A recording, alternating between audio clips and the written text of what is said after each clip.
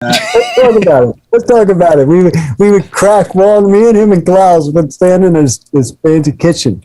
And this fancy kitchen. This kitchen was like multi-million-dollar mansion, you know. And go ahead, son. They had fucking walnuts in bowls, right? The bowl the size of like this round, full of walnuts. I mean, it had to be 25 pounds of walnuts. So random. Hundreds of walnuts. So we would, and for hours we'd sit there. It was the funniest thing. You throw a walnut on the ground and like crunch it and go, and like it would make the sound of breaking, but we'd be all. And we were super drunk, of course, the whole time, right? So Shannon would walk up to me and go, hold on, put a walnut under his foot and grab my head and go, and we would laugh for 20 minutes thinking that was the funniest thing of all time because we're so wasted, man. Like, ladies and gentlemen, welcome to another episode of 2020. I'm Siobhán Cronin here as always with Benny Goodman and Cory Peza. How's it going, guys? It's going great. This is one of those episodes where I just got to sit back and enjoy the conversation, which is nice. Yeah, well, it's when legends rise. Yeah, and you know, we had once again one of our favorite co-hosts, Shannon Larkin of Godsmack, the Apocalypse Blues Revival, and another return guest. It was so great to see these guys interact. Mikey Doling of the legendary Snot, which I've been told is a funny way to introduce that. Soulfly. Zero, Coyote, a band that's going to tour in Belgium but doesn't even have any music out yet because they're that cool. Fuck that guy. This was like a history lesson of like living through the 90s and their whole careers. Was just making us jealous that we weren't born, like 10, 15 years earlier. Hey, remember that mansion we were at? Remember that other band that had a mansion when record labels would like buy you a mansion? Back in the good old days of music. So anyway, without further ado, stay tuned. Part 1 with Shannon Larkin and Mikey Doling.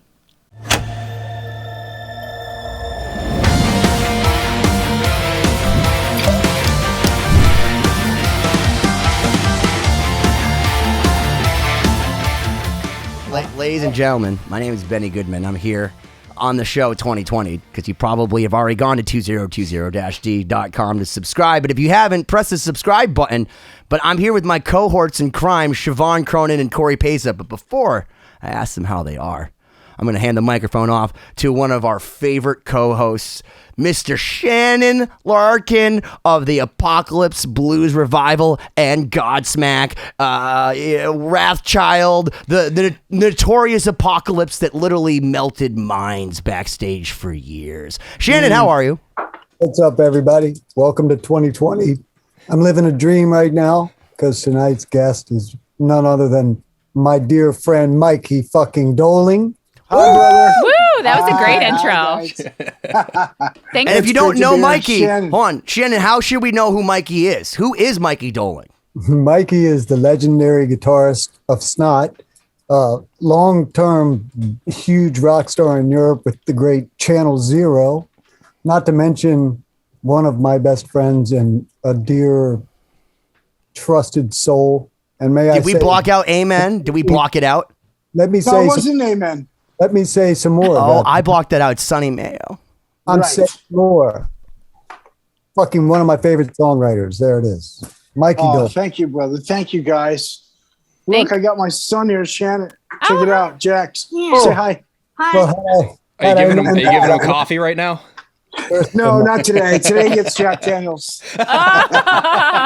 So it's not just a clever name. No. Well, this is great to have you both back on the podcast and always fun to have Shannon co-hosting. So what's been going on, guys? There's no better human on earth than Shannon Larkin. Where are you co-hosting from today? Are you co-hosting from Earth or are you co-hosting from outer space today, Shannon? I'm co-hosting from my hippie room, which you'll see someday, Benny.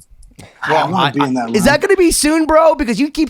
So let everybody know, everybody should know that Shannon is one of the most prolific writers. And he writes the most amazing lyrics, and he keeps saying, Benny, come up with these ideas. I have so many ideas, but then he keeps like leaving me like a Tinder date that doesn't love me and just doesn't come to my house anymore.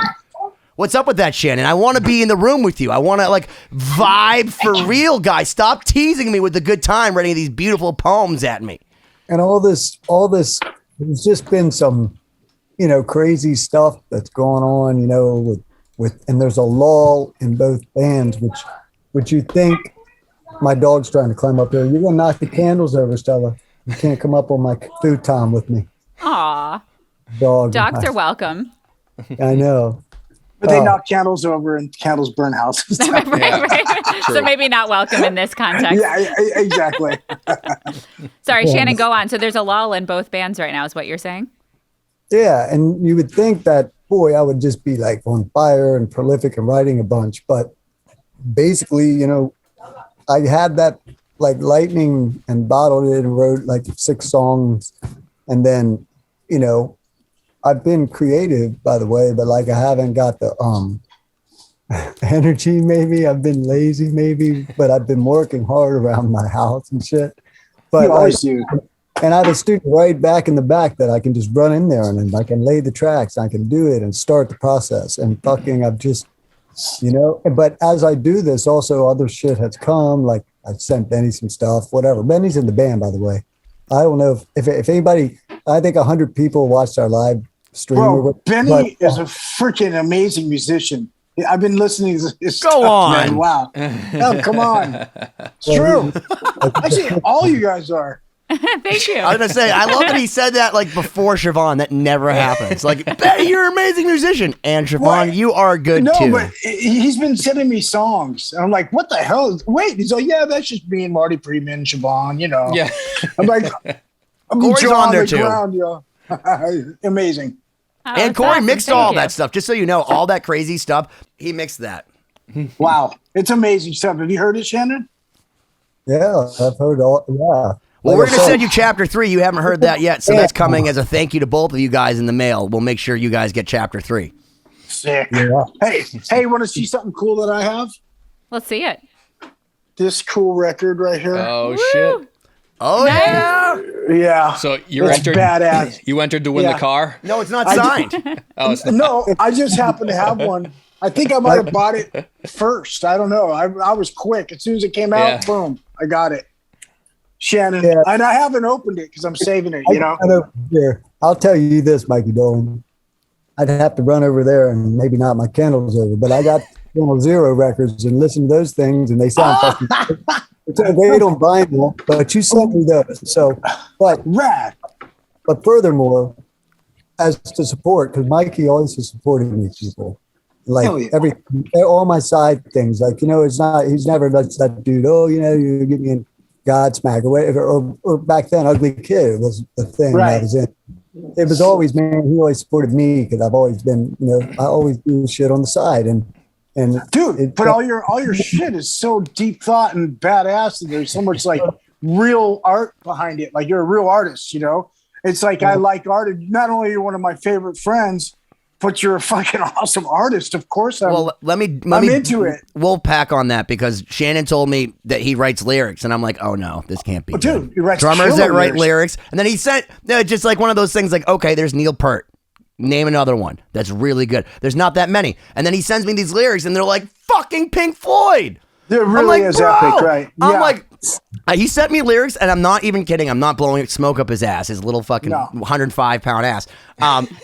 I started like welling up when he told me because he said, you know, he was in rehab and he wrote this one song, and I'm listening to it. And of course, everyone can picture this now. I'm on my hoverboard doing like 8 miles, just in circles, listening to this song Rad. over and over and over and over and over and over. And I'm like, oh my God, I feel so alone.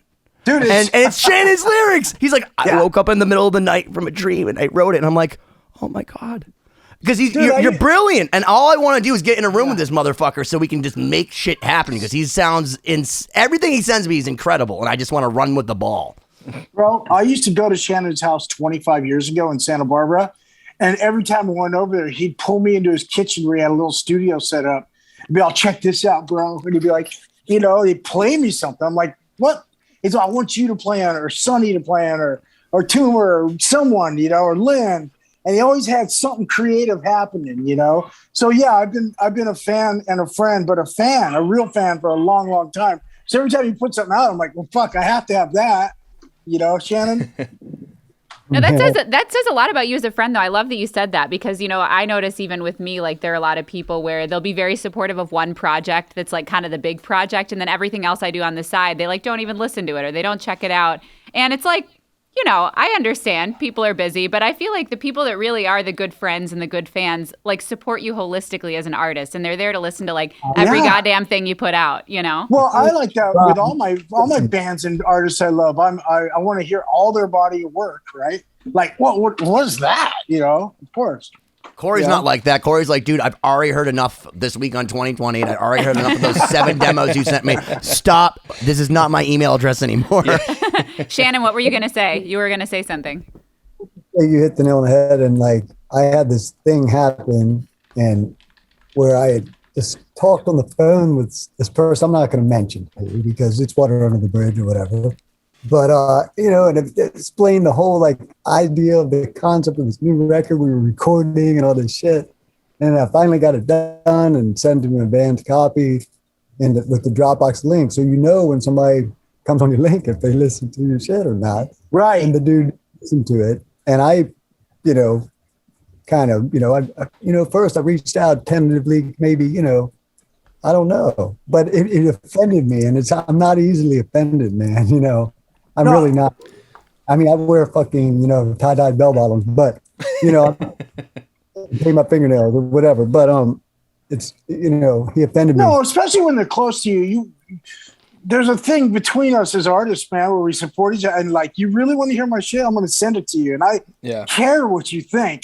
And then when they don't respond, it's weird, right? I get Well, it's it. one of those things. It's like you're in Godsmack, right? So you're in a band that's so big that it's like, fuck it. And you're on a bus together and Sully Erna's driving. With the Apocalypse Blues Revival, it's one of those things where it's like, it's your girlfriend. So anyone else can tell you you're ugly, all right? I don't care about your band. Fuck that band. But if they tell you that the Apocalypse Blues Revival sucks, that's a personal jab at your psyche. And that hurts. And that's one of those things. It's like, normally it doesn't get under your skin, but like, it's like, again, the one person that matters to you telling you. Benny. Listen, man, you missed that. What I meant was I'd rather hear my friends say, man, I'm not into that. I think, right. I was just going to say that. Than the fucking not fucking listen to it. You know, I'd rather be told their opinion, whether they like it or not, than them nothing at all. It means you listen to it first if you hate it. So at least you listen to it. That's my point. Yeah, well, I can say from experience, having traveled a few thousand miles to come see the Apocalypse Blues Revival with Siobhán, that you guys kick ass. You went to Florida? Yeah, it was an awesome show.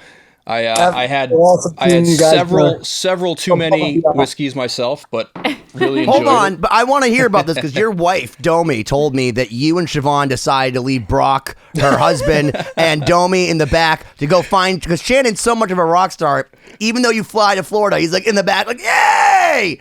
Right? But you left poor freaking Mouse 1 and Mouse 2. No. So after the show, you know, the stage crew's breaking down, and you know, we see the band go backstage. We're like, oh, we'll give them a minute before we go say hi.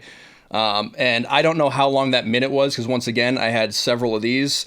It was probably like 30 seconds, but I was like, let's go see what's going on. And Siobhán's like, yeah, let's go see what's going on. So we just walked backstage, and we found, I think I just opened a door and yelled, is there a Shannon in here? And I heard a voice that called affirmative. So we went back, and we kind of forgot about our spouses that were still out front. They're outside going, what do we do? They're in Gen Pop. Yeah, I should point out that they did eventually make their way back, and we all had a wonderful time. So thank you again, Shannon. Hey, Shannon, are you the only one who doesn't drink in your band, or are you guys all like not drinking? Well, Rambola, he quit a year before me, but then fell off in the pandemic year and started drinking again after wow. years. But you know, he wasn't like, you know, self-destructive, we'll say, like I was. You know what I mean? And I do. He didn't like black out and shit. You know what I mean? So anyway, so he started drinking again. And he's normal, you know. He was just.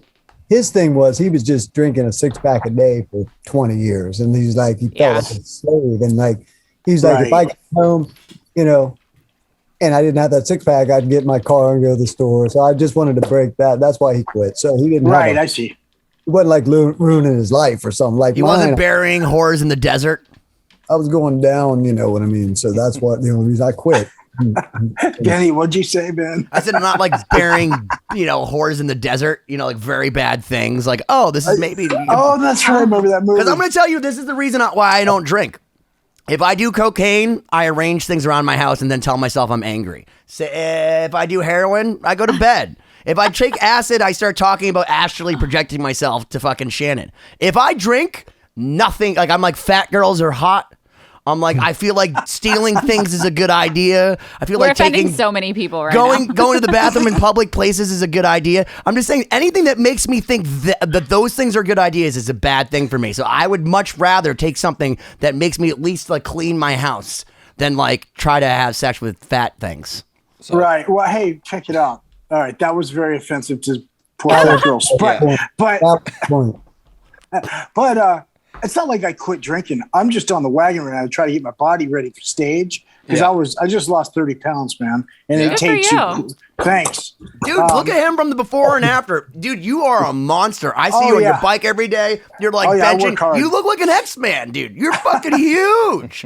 I'm going to try to thin these down a little bit, pythons. But You want to look like that dude from Alice Cooper back in the day. I think about him. Like, I don't want to be that guy. It's funny you say that. Anthony gets that guy. We love you, or whatever your name is. You know. All my bros are calling me Danzig now. I'm like, God damn it. Mother. But you know what? I'm going to Belgium next week to start playing shows, and I'm gonna have a few beers at the show. It's just the way it is. So I'm saving myself. But there's a happy balance though. There's like Doyle from the Misfits, which is like uncomfortable, or like George Lynch in his jacked period, where you're just like, what's going on, Mr. Scary? You're scaring me. Like that's uncomfortable. You're at the level where it's like, dude, you could take off your shirt and not be a dick.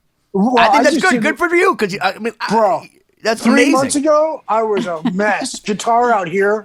Yeah. And I saw a photo of myself. I'm like, and I saw tour dates. I'm like, oh my God, I can't go on the fucking road like this. You know? So can you give us the rock star diet to get back in shape? What have you been doing aside from cutting out alcohol? I get up 5 a.m. Oh my God, I'm out. Do a black coffee and get on my bike and do between 10 and 16 miles. It's this path I take in the morning. And then I come home and it's funny. I'll tell you what I'm doing. I'll do a little brown rice cake with a little bit of almond on it, and then I'll hit the gym for 2 or 3 hours right after that ride. Exactly. Okay, definitely out. Oh yeah. That's commitment, man. Yeah, then I come home, the family's up, I take my son out swimming, I get active, do whatever.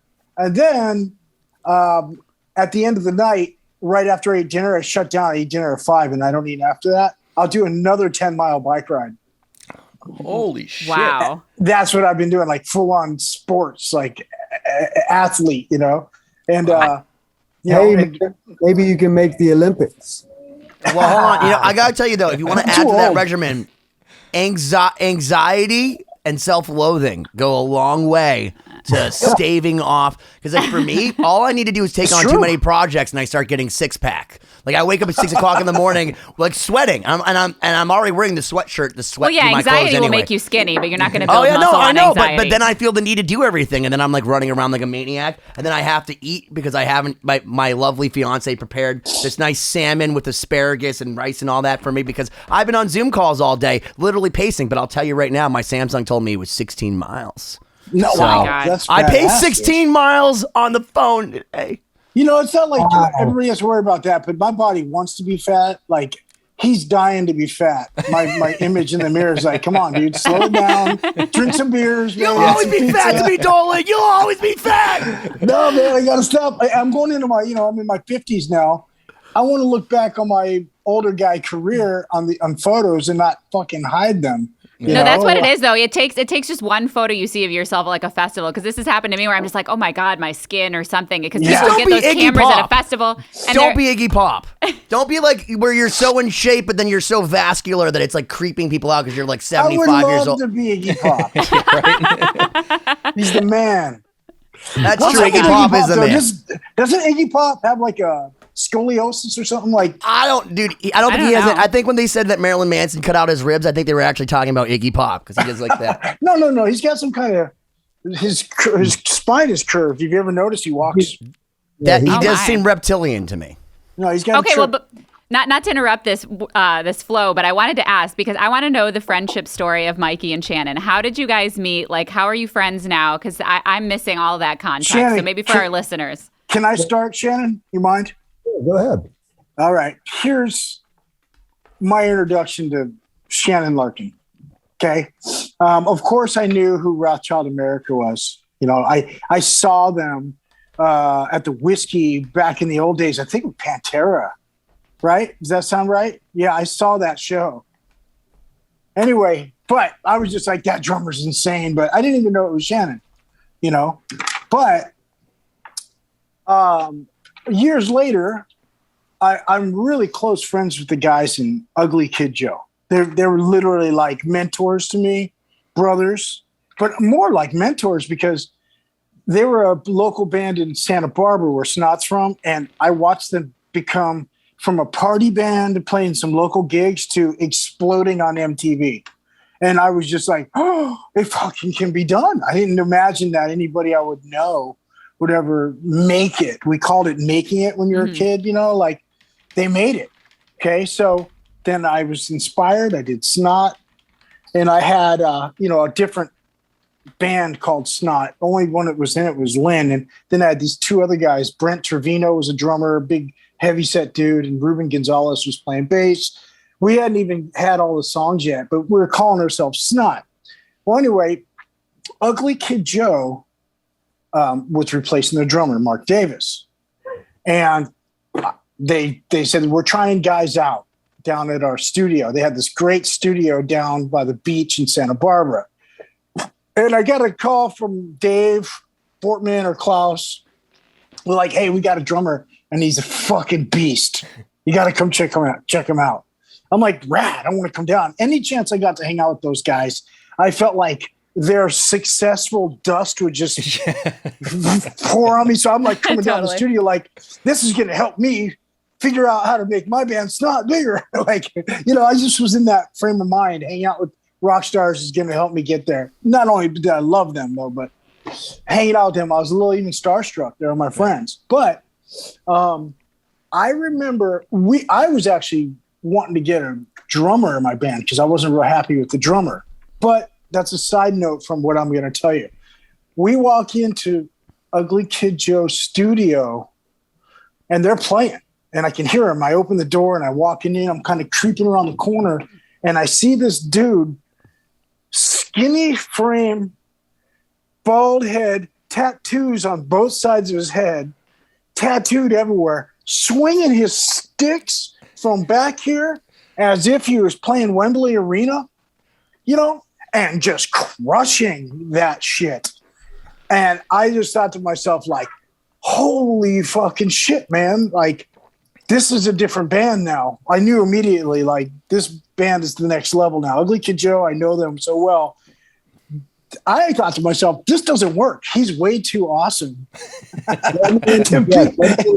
Here, just say I'll interject in certain little parts because I love this story and you'll love it too, Mike. When Lynn told me when he first saw me with Ugly the late Kid, great Lynn Strait, so people know the late great Lynn Strait from Snot. Yeah, God rest his soul. Motherfuckers should know. Absolutely. So, anyway, when Lynn told me when he first saw me, he thought that should be our drummer. That's what we thought. Me and Lynn both thought the same thing. We said that when we saw you. We're like, so why is he in Ugly Kid Joe and not in Snot? Like, and we're like, well, because they're famous and we're not. And Lynn's like, I don't care. Let's talk to him. I'm like, you can't do that. Yeah, it's true though, Shannon. He definitely thought that. Anyway, carry on. Oh yeah. So, yeah, you blew my head off at that moment. I watched you guys play, and I kept thinking, like, well, now I don't know what to do because I need a drummer like that, or I'm not going to be fucking happy, you know. And wait. All right, let me come in here because you can't forget this part, man. Before all that, then Ugly Kid Joe rented this like mansion in where was it, Mikey? No, it wasn't before. It was after that. No, when because they got the mansion. No, because what's his name? What's his name? What's plays for him bass and drums? So it was before. It was before Tumor even. Oh no, you're right. But Yeah, you're and, right. so, and that's when I said to you, and nothing against these dudes, man. They were the coolest cats, But I'm like, dude, you and Lynn are fucking like stars. I got right. We got. That was after I saw you play the drums for the first time. We got to be friends with you. Okay, and now you can start from where you started from. I just right. It's true though. Right. Well, Ugly Kid Joe ended up getting a mansion down the street from Michael Jackson's up in San Ynez. Yeah. Okay. Dean Martin used to lay dick in that motherfucker. Yeah, he sure did. Dean Martin said that was his old place or something, right? Yeah, remember in there was some famous John McEnroe or somebody was over across the way and they were complaining because we were so loud. We had help. It was a surreal time, but Snot played our first gig. It was our first gig. Yeah, first gig at the Halloween party at the Ugly Kid Joe Mansion. We were a mess then. It was brilliant. Oh man, dude, it was the first time Snot ever played. It was just me and Lynn with two other guys. We were calling ourselves Snot, and we'd never performed before. Ugly Kid Joe had this giant mansion where they were recording America's Least Wanted. Is that right? Or was it the one after? It was the one after, excuse me. Menace to Sobriety. That's it. Menace to Sobriety. That's the big one. Yeah. With Garth Richardson, Garth, the big producer guy. Garth, yes. Right. They were producing it there. And I basically was living up there. They were like, come up anytime you want, eat all the food, drink all the booze, bang all the chicks. It's all good. So remember the nut joke? The nut joke we do in the kitchen? Oh, God, yeah, of course. Yeah, I remember that. Let's talk about it. We would crack Walnut, me and him and Klaus would stand in this fancy kitchen. And this fancy kitchen, this kitchen was like multi-million-dollar mansion, and go ahead, sorry. They had fucking walnuts in bowls, right? The bowl the size of like this round, full of walnuts. I mean, it had to be 25 pounds of walnuts. So random. Hundreds of walnuts. So we would, and for hours we'd sit there. It was the funniest thing. You throw a walnut on the ground and like crunch it and go, and like it would make the sound of breaking, but we'd be all, and it was and we were super drunk, of course, the whole time, right? So Shannon would walk up to me and go, hold on, put a walnut under his foot and grab my head and go, and we would laugh for 20 minutes thinking that was the funniest thing of all time because we're so wasted, man. Like, and we ended up crunching, I don't know, hundreds of walnuts all over this floor. Do it again. Do it again. Man. And this floor was expensive tile, man, and a giant, expensive San Ynez mansion. I don't even know who cleaned that up, Shannon. I don't know, but the party was rad, and Snots, they had My Balls Your Chin, even an early version. That was like our first song, yeah. Mm-hmm. And it was so rad, and we fell in love with those guys. And we were like, and then... okay. Shannon came to me, and Dave Fortman, because he recorded some demos for us just after that, okay? Right after that, we went to the studio with Dave Fortman down at his house down in Santa Barbara, where he had a makeshift studio, not makeshift, a nice studio in his house, Rockstar Studio. And the first demo we ever did, but Shannon and Dave both came to us and said, look, Lynn, Mikey, you guys have a shit ton of potential here. You fucking, I don't know if you said it or I said it, but we got to replace the other guys in the band. Yeah. Right? That was a conversation we had. And yeah. And it was obvious. Right. We're trying to be delicate because we don't want to offend anybody that may be offended if they see this. But so Shannon, from how I remember it, he told me I got a bass player that you have to check out. So come to my apartment. I went down to his apartment where he had his badass 65 Impala. 66 or 65? 64, baby.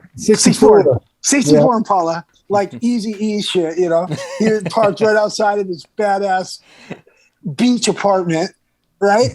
Yeah, one bedroom apartment, but I had a big 6'4". You should see my name on my 6'4" now. It's dope. I've seen it. The one that Godsmack gave you, right? The red one, I think it is, or? Well, $20,000 later, and it's a fucking monster now, Oh man, I got to see that. But anyway, so Shannon's like, I got your bass player, because I caught my other bass player from Snot, this crazy shooting meth in our studio. I walked in on him. I'm like, oh, wow, that's a needle hanging out of your arm. And he was just bonkers out of his mind, like just scaring me, you know? I mean, I'm no angel, but I wasn't shooting meth. Anyway, so I had to get rid of him. Yeah. Oh. And but like, you know, well, we don't need to say it, but I tried meth one time, and with Mike. Yeah, we tried that before. 4 days later, we're like, we have 75 songs. I was like, I'd never do it again. I mean, I look like a skeleton anyway, right? Yeah. So, I was like, meth, that's not the drug for me. I decided. No, that's garbage. You'll disappear. Yeah, I like beer. But anyway, let me finish this story. I'm sorry I'm taking up all. No, please tell it. So I go to Shannon's, and we burned down a little Santa Barbara weed, and we always drank some beers. Shannon always had some beers, like some Sierra Nevada or some good beer in the fridge. And he's like, all right. And he sits down in front of his TV. I just see it now, Indian style, pulls out this VHS tape. And he's like, this is the MF Pitbulls. I'm like, awesome. He's all, it's my other band in back east, back home.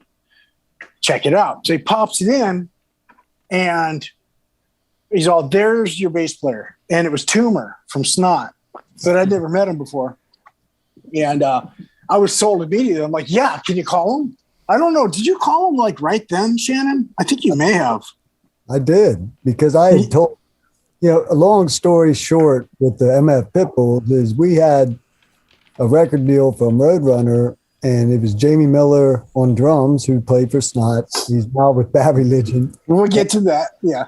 Tumor and Sonny Mayo on guitar. And so when I all of a sudden met Whitfield Crane and had the opportunity to live in California, move to California, or go and be a drummer, or go and be a singer and try and be a singer, which I've been a drummer 8 years old. I'm a drummer, you know, and I knew it. And so I had to say to Tumor and Sonny and Jamie, I'm not, you know, it's not easy to get a record deal, you understand. So it was a big kick in the nuts for me to break the band up right when we were going to sign a record deal. So right. Those other guys were thinking this is it, and then Shannon's leaving. He's like, wait a minute, where are you going? So anyway, the good news is I promised them I will hook you fucking up, and I'm going out to a whole different world, guys. I will hook you up.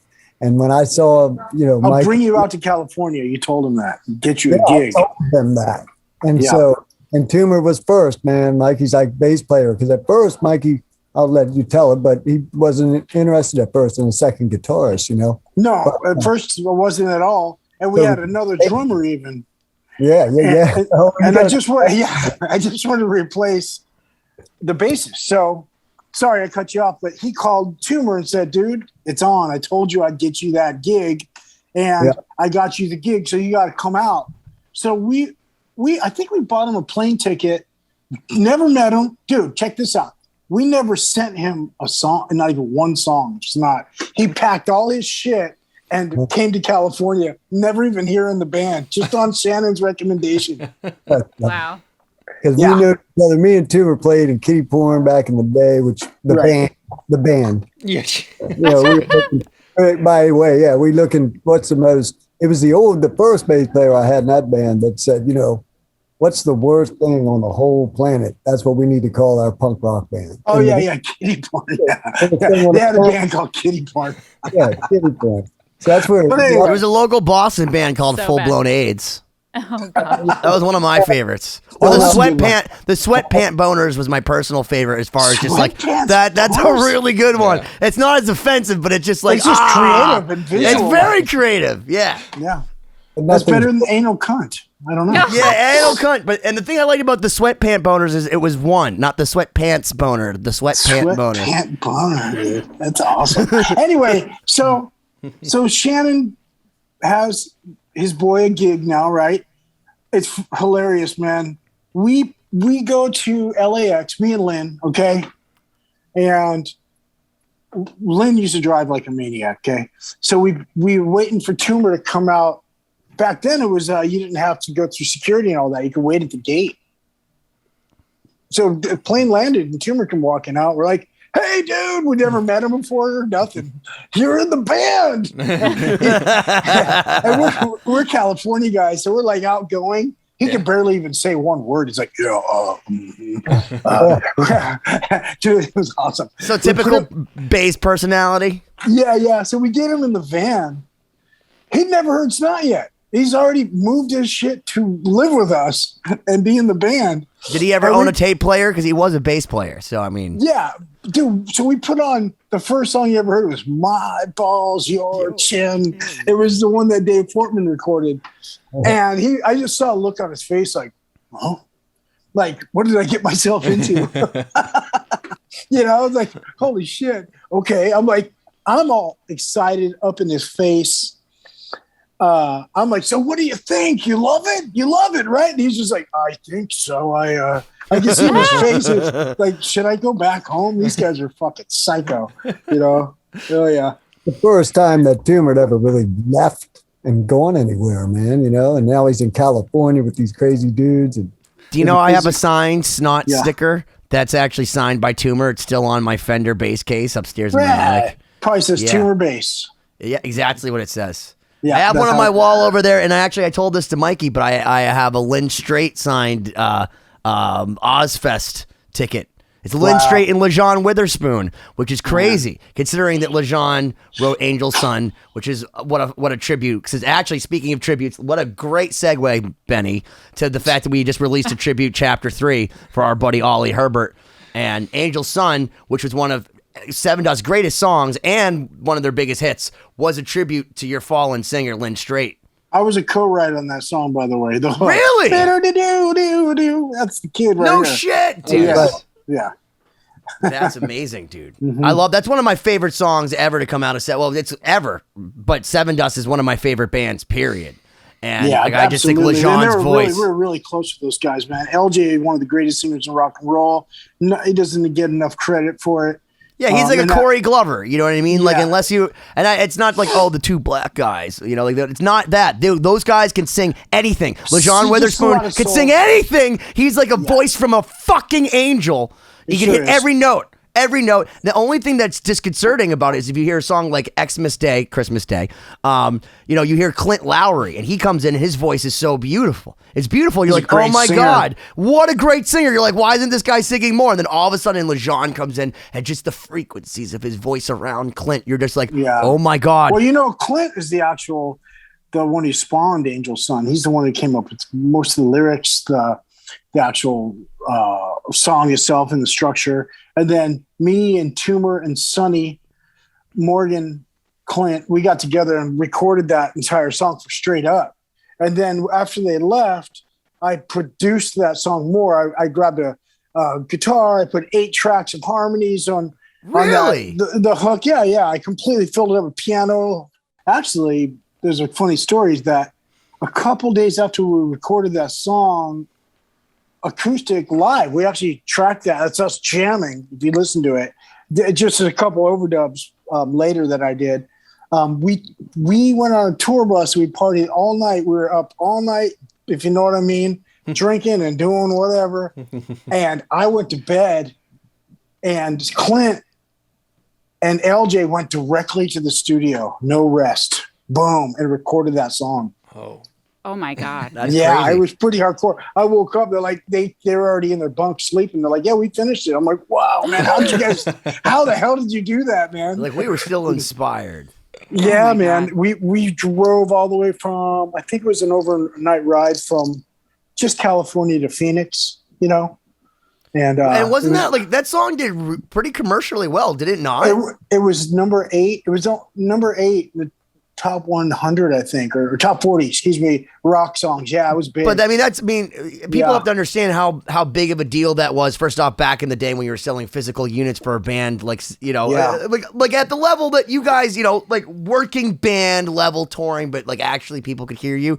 That was such a success of a song, and I'm telling you, like, it's forever in my mind. And every single time I hear it, and they still play it, I put my devil horns up to the head, to the skies. Bro, when I hear it, I still get teared up because it's for Lynn, man.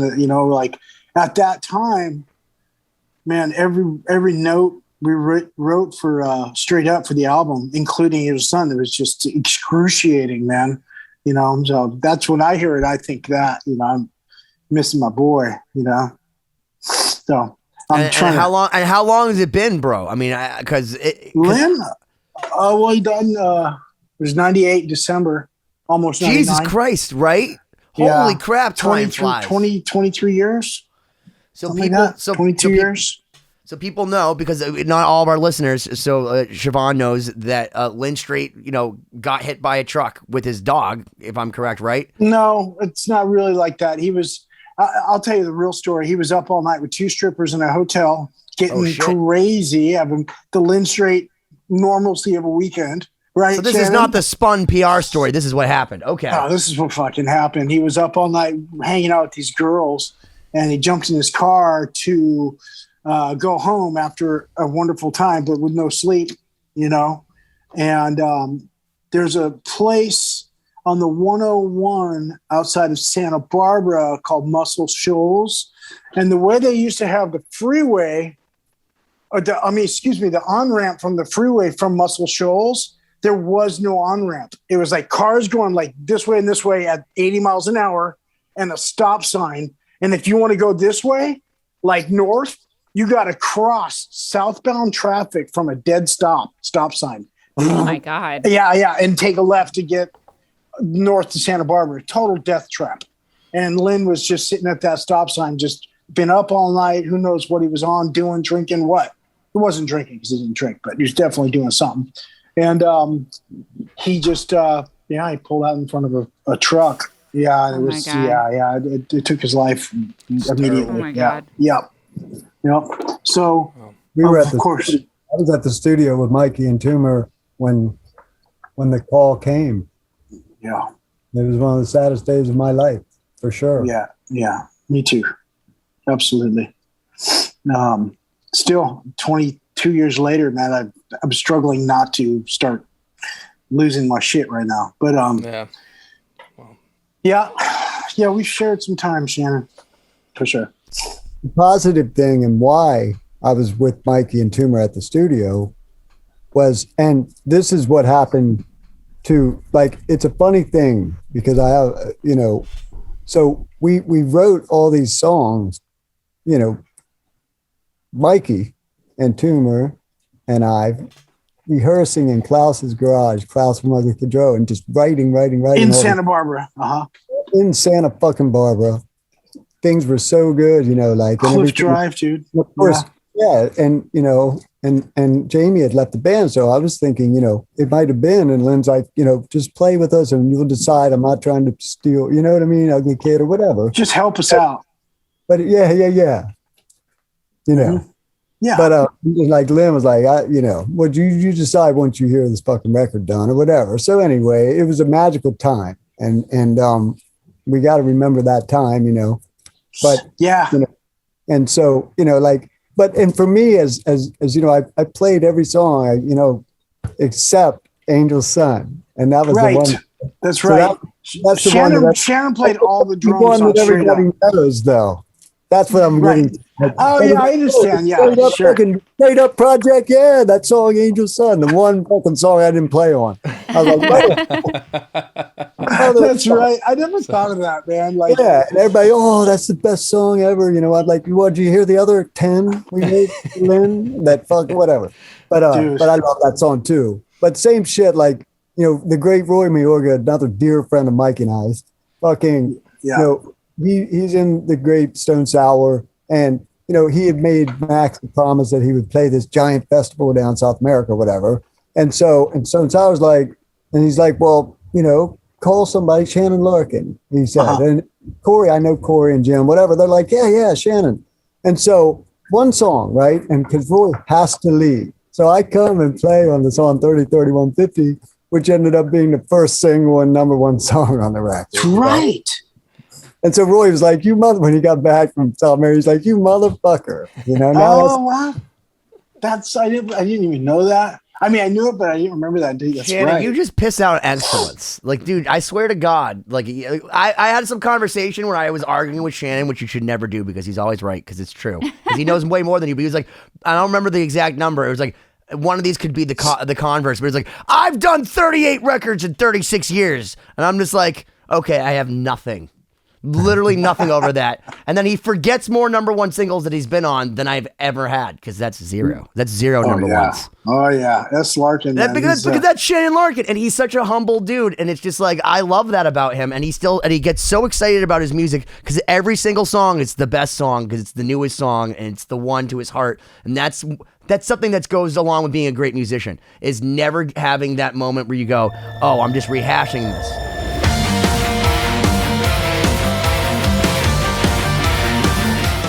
We mic'd up Lynn's bedroom. We did. Yeah. There's mics behind the bed. You can hear it going on the album. If you listen to the end of, we call this sound design. If you listen to the end of, I think it's 3:13, you can actually pull it up. The very end, there's girl, yeah, it's real. Is that stereo mics so you get the full image, or is that just the flat ones? I forget what they're called. The Z mics or something. The fact that they were going into a need preamp just says so much to the coloring of the sound. Oh yeah. And then there was a SM57 right at the foot of his bed, like right there. Well, the most important microphone in history. Yeah, and they don't even know what it's for, and it's live. And we're in the control room listening, going, woo, high five.